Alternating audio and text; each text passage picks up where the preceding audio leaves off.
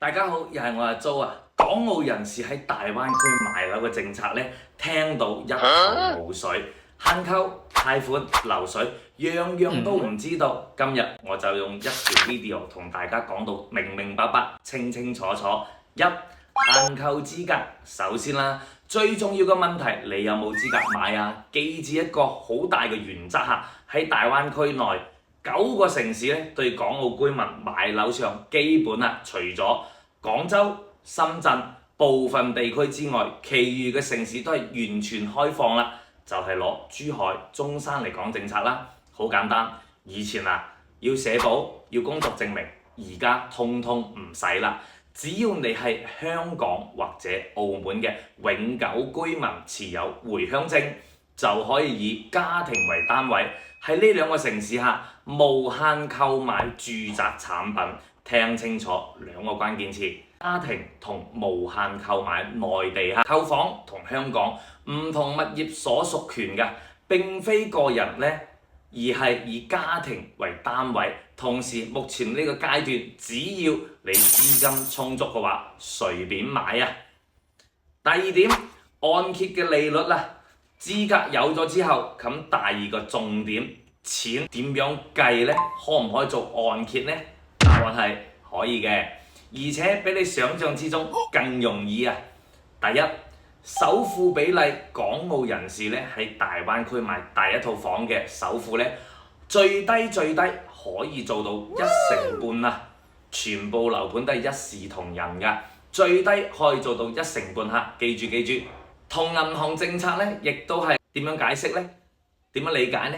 一套100萬嘅人民幣樓啦，首期大概要15萬左右嘅，就可以入到場。香港好多天價嘅首期嚟講，呢一個係善事嚟㗎，非常之好嘅一個優勢。第二個，貸款嘅利率喺大灣區嚟講內地嚟講係最大嘅驚喜。房貸利率而家係歷史最低位目前做緊最低，大概都係3厘啫，你冇聽錯，係3厘。比目前嚟講，香港嘅封頂利息率 P-2 之後嘅實際利息3.125仲要低啊！咁第三個，貸款額度同埋流水，銀行係點樣嘅審批標準呢？主要係睇你香港或者澳門嘅入息證明。一般嘅要求嚟下，月供唔超過月入50%嘅話，即係話你月入2萬蚊嘅港幣，月供1萬蚊之內嘅港幣，銀行貸款上面係絕對冇問題嘅。以及呢邊就有個小貼士如果你香港層樓已經供滿，可以按套現利息嚟操作。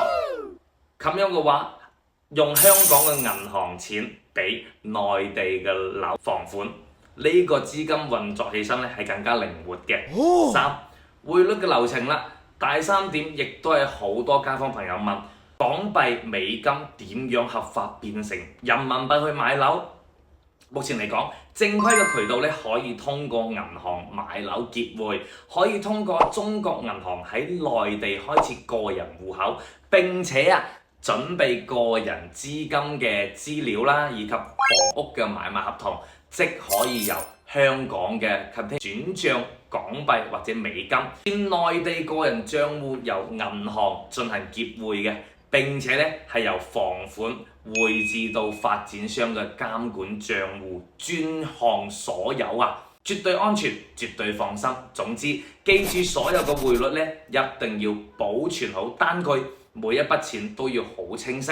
咁呢個路徑內地嘅稅務同埋外匯管制係2條紅線，千祈唔好踩。簡單嚟總結一下今日嘅重點啦。第一，有回鄉證，大灣區除廣州、深圳部分地區任意購買。